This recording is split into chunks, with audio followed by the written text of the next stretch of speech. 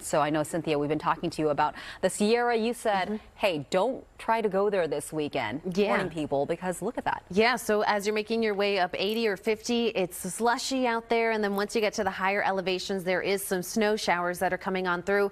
And we also have this wintry weather that's going to stick with us in the Sierra at least through Tuesday. So Gia is correct. Please avoid traveling up there if you can. Best to just hunker down and get through what we have going on here in the Bay Area. We do have the latest storm arriving right now. We're tracking it with Storm Ranger. The North Bay getting pretty soggy at this hour, and it's starting to come into the peninsula too. So let's zoom it on through right now. It's just made a heavier cell over Dillon Beach, approaching Petaluma up into Santa Rosa, and it will push on through parts of Healdsburg and Calistoga. So the mountains are going to be pretty doused as we're all said and done through this through tomorrow afternoon. As we take it down and through the peninsula, Daly City, parts of 280 also getting a little bit of that slick road action, as well as parts of Milpitas and the east foothills of San Jose. So let's get you hour by hour details of when the heavier part of this storm is set to arrive. As we take it on into 8-9 o'clock tonight, notice the North Bay, parts of San Francisco, Half Moon Bay seeing the heaviest part of this rain with those colors in the orange and the yellows.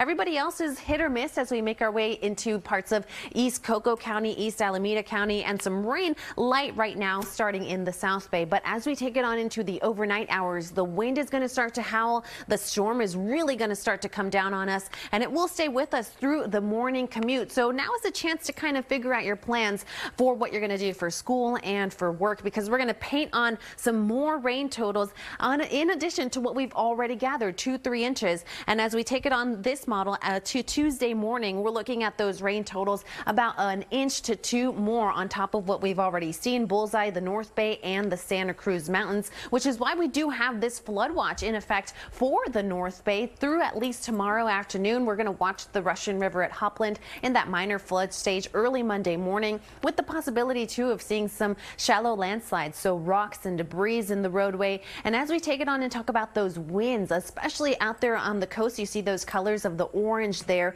Out of the south, 15-25 miles an hour locally, but gustier on those ridge tops. So maybe charge up your devices and be careful of any downed trees as we take it on through this storm tonight.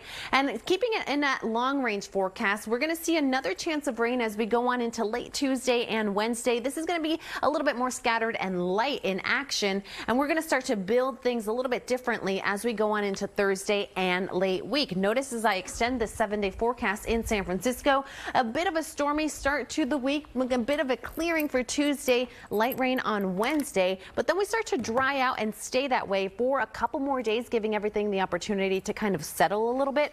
And our inland valleys will go from those low 60s, a dip there in the temperatures on Wednesday, but then every day after that will slowly build and possibly be into the upper 60s and maybe some 70s as we take it on into Sunday, which I know we're all watching because there's a very important game coming up, right, Terry? 68 at Levi's. That is like ideal. I know. Perfect. So Niners against Detroit. Detroit's going to love it when they get here. Well, they'll love the weather. Yeah. Hopefully it'll hit them there. Yeah. All right, Cynthia, thanks.